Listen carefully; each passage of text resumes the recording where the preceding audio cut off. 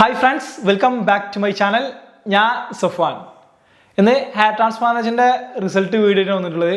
ഞാനിപ്പോൾ ട്രാൻസ്പ്ലാന്റേഷൻ കഴിഞ്ഞിട്ട് 1 വർഷവും 5 മാസം കഴിഞ്ഞിട്ടോ. അപ്പോൾ ഇപ്പോഴത്തെ മുടിൻ്റെ അവസ്ഥയും കാര്യങ്ങളൊക്കെ നമുക്ക് നോക്കാം. വീഡിയോയിലേക്ക് കിടക്കാം.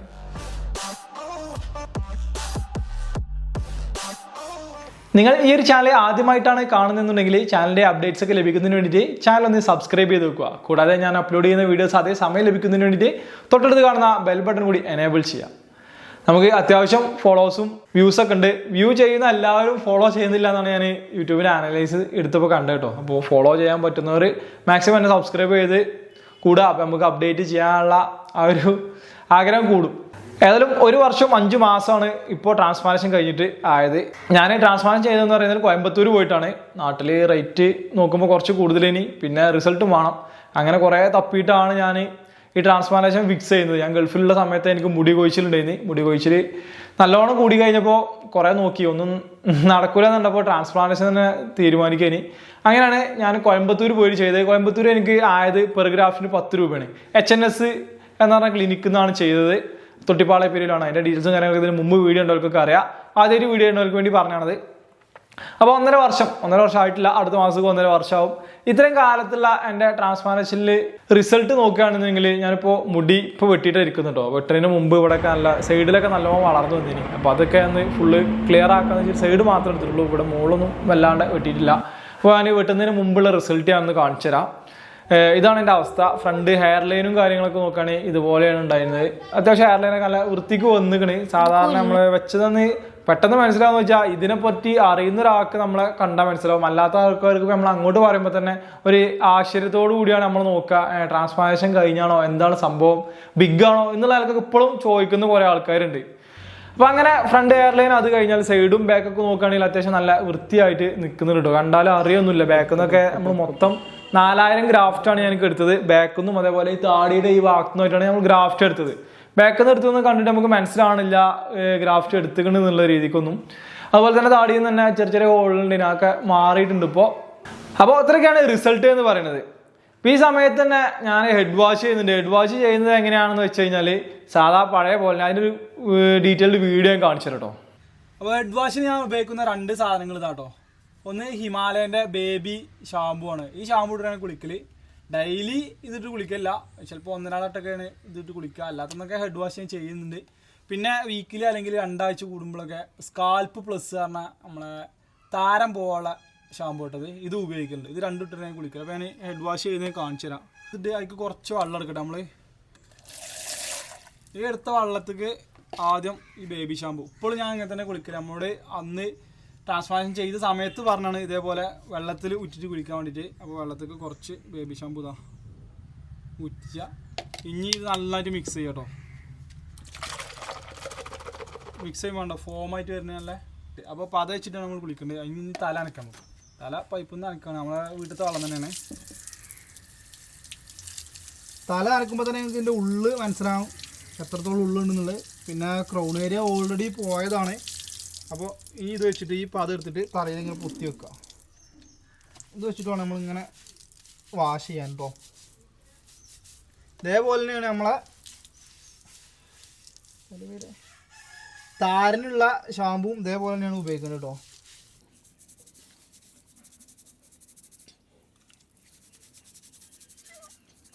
നേരിട്ട് ബേബി ഷാമ്പു അപ്ലൈ ചെയ്തെന്നാണ് എന്നോട് പറഞ്ഞത്. അന്ന് പറഞ്ഞാണ് ഞാനിപ്പോഴും അതേപോലെ തന്നെയാണ് യൂസ് ചെയ്ത് വരുന്നത്. അതുകൊണ്ട് വേറെ പ്രശ്നങ്ങളൊന്നുമില്ല.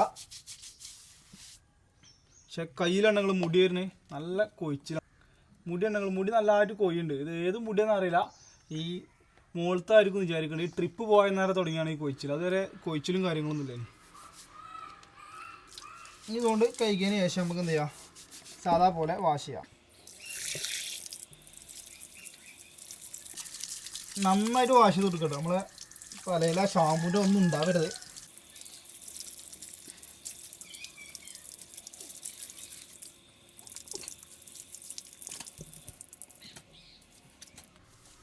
വാഷ് ചെയ്ത് കഴിഞ്ഞാൽ നമ്മൾ തോർത്താൻ എന്ത് ചെയ്യുക, സാധാ മുണ്ടെടുക്കാതെ കുറച്ച് നല്ലൊരു വെള്ളം വലിച്ചെടുക്കേണ്ട ടൈപ്പ് മുണ്ടെടുത്തിട്ട് ഒപ്പി കൊടുക്കുക.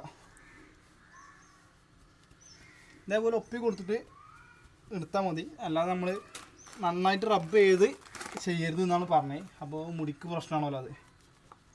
ഇങ്ങനത്തെ ഒരു മുണ്ട് എടുത്തു കഴിഞ്ഞാൽ നല്ലോണം വെള്ളം വലിച്ചെടുക്കും. സാധാ നമ്മളെ തോർത്തുണ്ടിൽ ഇത്രയ്ക്കും വെള്ളം വലിച്ചെടുക്കൂല കേട്ടോ. അപ്പോൾ ഇതാണ് എൻ്റെ കുടീൻ്റെ ഒരു ഇതെന്ന് പറഞ്ഞത്. പിന്നെ നമുക്ക് ചീവി വെച്ചിട്ട് പോകാൻ പറ്റും. അപ്പോൾ ഇങ്ങനെയാണ് ഞാൻ ഹെഡ് വാഷ് ചെയ്യൽ. ഹെഡ് വാഷ് എപ്പോഴും ഇങ്ങനെ ചെയ്യണം എന്നാണ് എന്നോട് അന്ന് ട്രാൻസ്പ്ലാന്റ് ചെയ്ത സമയത്ത് പറഞ്ഞിരുന്നത്. ബേബി ഷാമ്പൂ നമ്മൾ ഉപയോഗിക്കേണ്ടത്, അല്ലാതെ സോപ്പ് ഇട്ടൊന്നും നമ്മൾ കഴുകരുത്. അതിപ്പോൾ ഈ ട്രാൻസ്പ്ലാന്റേഷൻ ചെയ്തവർക്കല്ല അല്ലാത്തവർക്കും ഇങ്ങനെ യൂസ് ചെയ്യണം, നന്നായിരിക്കും. നമ്മളെ മുടി കെയർ ചെയ്യുക എന്നുള്ളതാണ് കാര്യം. പിന്നെ ട്രാൻസ്പ്ലാന്റേഷൻ ചെയ്യാനാവാത്ത ആൾക്കാർ ഇപ്പോൾ വീഡിയോ കാണുന്നുണ്ടെങ്കിൽ അവർക്ക് മുടി എങ്ങനെ കെയർ ചെയ്യാൻ നോക്കുകയാണെങ്കിൽ ഇപ്പോൾ ഉള്ള ഓപ്ഷൻസ് എന്ന് പറഞ്ഞാൽ GFC, PRP, മിനോക്സിഡിൽ, ഫിനസ്റ്റൈഡ്, അങ്ങനെ കുറച്ച് ഓപ്ഷൻസ് ആണ്. അത് നമ്മൾ ഡോക്ടറെ കണ്ടിട്ട് തന്നെയാണ് തീരുമാനിക്കേണ്ടത്. നമ്മളെ തല എങ്ങനെയാണ് കൊഴിച്ചിലുണ്ട്, അടുത്ത ഒരാളത് റെഡി ആയിക്കുന്ന രീതിയിൽ നമ്മൾ അങ്ങനത്തെ പ്രൊഡക്റ്റ് ഒന്നും യൂസ് ചെയ്യരുത്. കാരണം ഞാൻ തന്നെ നിയോ ഹെയർ ലോഷൻ എന്ന് പറഞ്ഞ ലോഷൻ ഉപയോഗിച്ചതാണ് ഗൾഫിലുള്ള സമയത്ത്. അത് ബോട്ടിൽ ഉപയോഗിച്ചിട്ട് തെർമാറോളറൊക്കെ വെച്ചിട്ട് നന്നായിട്ട് റബ്ബ് ചെയ്തിട്ടുണ്ടെങ്കിൽ അതൊക്കെ നല്ല ചോന്ന് വരും, മുടി വരട്ടെ എന്നുള്ളവർക്ക്. പക്ഷെ എനിക്ക് ഒറ്റ മുടി പോലും വന്നില്ല. ഞാനിത് തുടങ്ങാനുള്ള കാരണം എന്തായിരുന്നു, എൻ്റെ ഷോപ്പിൻ്റെ അടുത്തുള്ള ഒരാൾക്ക് ഇത് വെച്ച് ചെയ്തിട്ട് നല്ല ഉള്ളു വന്നിന്. അത് കണ്ടിട്ട് ചെയ്തു, പക്ഷെ അത് എൻ്റെ ബോഡിക്ക് എഫക്റ്റ് ആയില്ല. അതേപോലെ നിങ്ങൾക്കും എല്ലാ മരുന്നും എഫക്റ്റ് ആയിക്കോണമെന്നില്ല. അപ്പോൾ ഡോക്ടറെ ഒന്ന് കൺസൾട്ട് ചെയ്യുക, എന്നിട്ട് തീരുമാനിക്കുക നമുക്ക് എന്താ വേണ്ടതെന്നുള്ളത്. ഇപ്പോൾ ട്രാൻസ്പ്ലാന്റേഷൻ ആണെന്നുണ്ടെങ്കിൽ ഞാൻ കോയമ്പത്തൂർ പോയതുകൊണ്ട് തന്നെ അവിടുത്തെ ഒരു അവസ്ഥ പറഞ്ഞുതരാം. അവിടെ നമ്മളിപ്പോൾ നാളെയാണ് ട്രാൻസ്പ്ലാന്റേഷൻ എന്നുണ്ടെങ്കിൽ നാളെ പോയി കഴിഞ്ഞാൽ നാളെ ഒരു ദിവസം കൊണ്ട് നമുക്കിപ്പോൾ ഫ്രണ്ട് പോർഷൻ ആണെങ്കിൽ ഫ്രണ്ട് പോർഷനിൽ ഫുള്ളായിട്ടൊന്ന് വെക്കും. പിന്നെ മറ്റന്നാളെ രാവിലെ വീണ്ടും എടുത്തിട്ട് ഫുള്ള് ഫില്ലാക്കി വെച്ചിട്ട് വൈകുന്നേരം നമുക്ക് പോരാ. 2 ദിവസത്തെ പ്രൊസീജിയർ ആയിരിക്കും അവിടെ ഉണ്ടാവുക.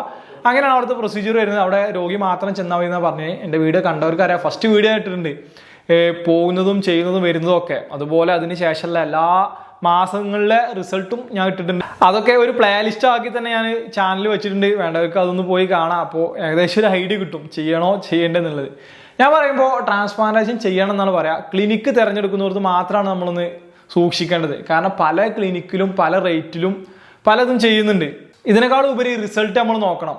പൈസയുടെ കാര്യം മാത്രമല്ല, റിസൾട്ടാണ് മെയിൻ. കാരണം നമ്മളൊരു ഗ്രാഫ്റ്റ് എടുത്തു കഴിഞ്ഞാൽ അത് എടുത്തതാണ്, അല്ലാതെ അവിടെ പിന്നെയും നമുക്ക് ആ മുടി വളരൂല. അവിടെ മുടി ഇല്ലാത്ത രീതിയിൽ തന്നെ ആയിരിക്കും ഉണ്ടാവും. നമ്മളിങ്ങനെ നീക്കി നോക്കിയാൽ നല്ലൊരു കാണാം ചെറിയ ചെറിയ ഡോട്ടുകൾ.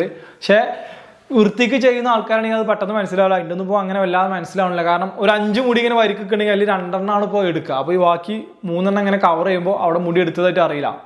അപ്പോൾ ഗ്രാഫ്റ്റ് എടുത്തത് അറിയില്ല. അതേപോലെ വെക്കുന്ന സ്ഥലത്ത് കറക്റ്റ് വെച്ചിട്ടില്ല എന്നുണ്ടെങ്കിൽ നമുക്ക് മുടി വരൂല, വളരാതെ പോയിട്ട് എന്ത് ചെയ്യും, ആ ഗ്രാഫ്റ്റ് നമുക്ക് ഡെഡായി പോകും. അതുകൊണ്ട് തന്നെ ക്ലിനിക്ക് സെലക്ട് ചെയ്യുമ്പോൾ എക്സ്പീരിയൻസ്ഡ് ആയിട്ട് ക്ലിനിക്ക് നോക്കുക. അതുപോലെ തന്നെ അവിടെ ചെയ്ത ആളുടെ റിസൾട്ട് നമ്മൾ എന്തായാലും നോക്കണം. പിന്നെ ഇതുമായിട്ട് എന്തെങ്കിലുമൊക്കെ ഡൗട്ട് ഉണ്ടെന്നുണ്ടെങ്കിൽ യൂട്യൂബിൽ താഴെ കുറേ നമ്പർ വയ്ക്കലുണ്ട്. നമ്പർ ഞാൻ അങ്ങനെ പബ്ലിക് ആക്കണമെന്ന് വെച്ചിട്ടാണ്. അപ്പോൾ എന്തെങ്കിലും ഉണ്ടെന്നുണ്ടെങ്കിൽ എൻ്റെ ഇൻസ്റ്റാഗ്രാം പേജിൽ എനിക്ക് മെസ്സേജ് അയച്ചാൽ ഞാൻ റിപ്ലൈ തരുന്നതാണ്. അപ്പോൾ നമുക്ക് അതിൻ്റെ കാര്യങ്ങളൊക്കെ ചർച്ച ചെയ്യാം. എന്തെങ്കിലും പ്രശ്നങ്ങളുണ്ടെങ്കിൽ എനിക്ക് എൻ്റെ അനുഭവങ്ങൾ പറയാം, നിങ്ങൾ ചെയ്ത ഒരാളാണെന്നുണ്ടെങ്കിൽ നിങ്ങളുടെ അനുഭവങ്ങൾ പറയാം.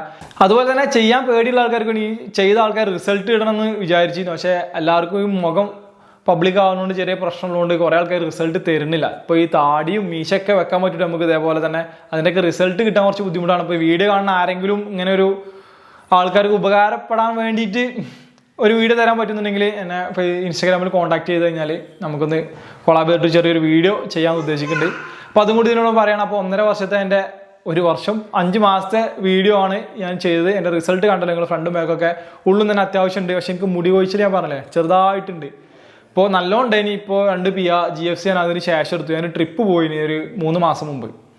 അതിനുശേഷമാണ് എനിക്ക് നന്നായിട്ട് മുടി കൊഴിച്ചിൽ തുടങ്ങിയത്. അത് കാലാവസ്ഥയും കാര്യങ്ങളും അങ്ങനെ മാറി കളിക്കാൻ. ഡൽഹിയിൽ നിന്ന് മണാലി പോകുമ്പോൾ അവിടെ തണുപ്പ്, ഇവിടെ ചൂട്, അങ്ങനെ പല പല കാലാവസ്ഥ തന്നെ പെട്ടെന്ന് മുടി കൊഴിച്ചിൽ എനിക്ക് ഉണ്ടായി. ഇപ്പോൾ GFC ചെയ്തുകൊണ്ട് തന്നെ കുറഞ്ഞിക്കണ്. പക്ഷേ ഫുള്ളായിട്ട് ഇപ്പോഴും നിന്നിട്ടില്ല.